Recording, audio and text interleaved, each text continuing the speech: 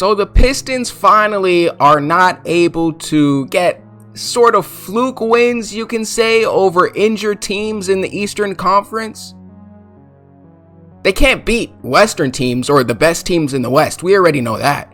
Like I said previously, I think the Pistons can be a finals team, but objectively, they're not a championship team. Not even close. Especially if we're on the cusp of Jason Tatum coming back to help the Celtics. They're not even going to be the best team in the Eastern Conference anymore. Facts. It just is what it is. Cade Cunningham had another horrible game. And when he's not playing good, the Pistons obviously don't win, which makes sense. I mean, you can go ahead and track that to most other teams if they have an MVP caliber player. If Jaylen Brown doesn't play good for the Celtics, they don't win. If SGA, if Jokic, you can say the same thing for anything. So that's not even a point against Cade. But it is saying, you know, when he doesn't really shoot good, like, I don't know, maybe miss all of the points that you're trying to take.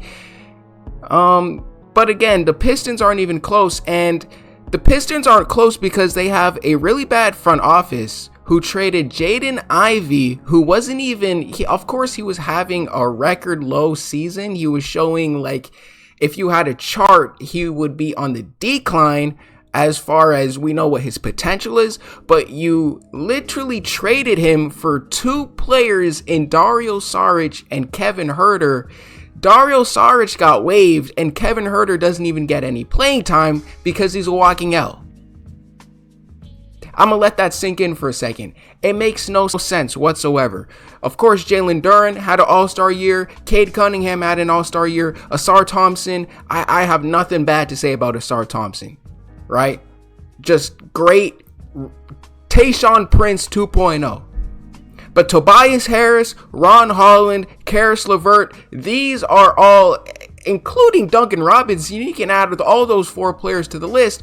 All those four players are expendable. If you're the Pistons, you go out with those four players and you can go ahead and say hasta la vista, sayonara.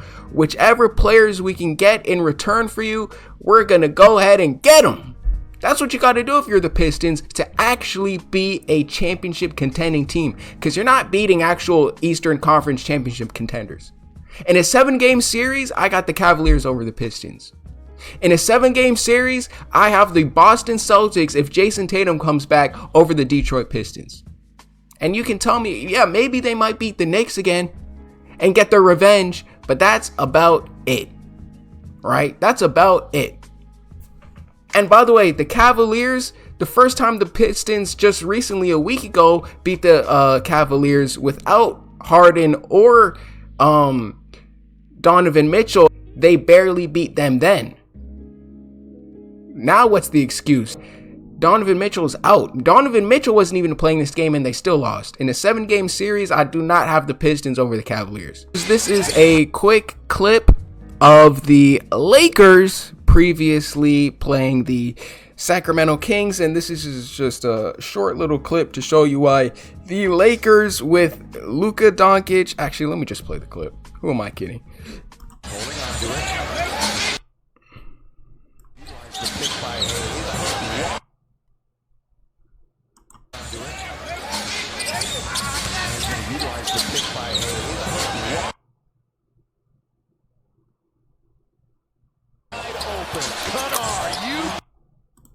This is right, ladies and gentlemen. So go ahead and move the camera. This might be the synopsis of why the Lakers with Luka and Austin Reaves as a duo will never win a championship ever. And you can go ahead, sign that ticket, and put it in the bucket. It's not going to happen. Now, with Luka, you might have a chance. But if you're the Lakers, you got to start fresh. And I'm talking fresh. LeBron can leave in the free agency. He can go to Cleveland. But Austin Reaves, there's no chance. If you're the Lakers, if you have smart people, that you will bring Austin Reaves back. You go ahead and trade him right now. At his highest value, you go see what you can get for him. He's not a championship player. He's not. He can't play defense, and everything that he can do offensively, you can get in a trade. Let's go ahead and look at this.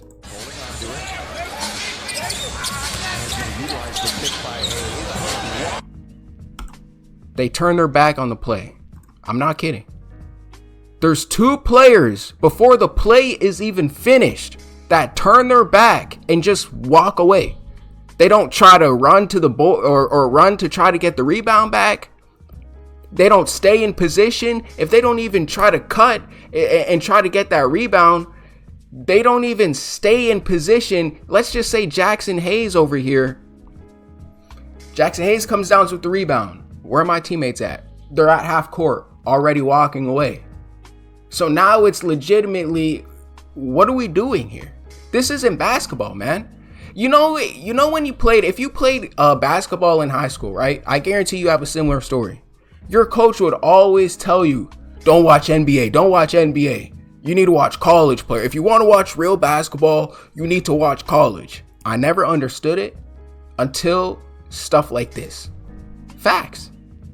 This is basketball 101. You don't do this, bro. If you're trying to win a game, who cares about the score? Who cares that you guys are winning? You don't do this, bro. It's even the third quarter. This is the Kings. If they weren't actually a bad team, they could actually come back from this. So yeah, this is just a clown show. Clown show. And this is why the Lakers won't win nothing, bro. Nothing. Because you have attitudes like this. What? Are we playing basketball or what is this? I'm just going to pass the ball to my teammate. And yeah, I did a cool pass. Now I'm just going to walk away while the play's not even done. Both their backs are literally turned towards their team. Bro, I'm not going to lie. These are the worst teammates to have. Facts, though. Didn't take the games as serious as they should be.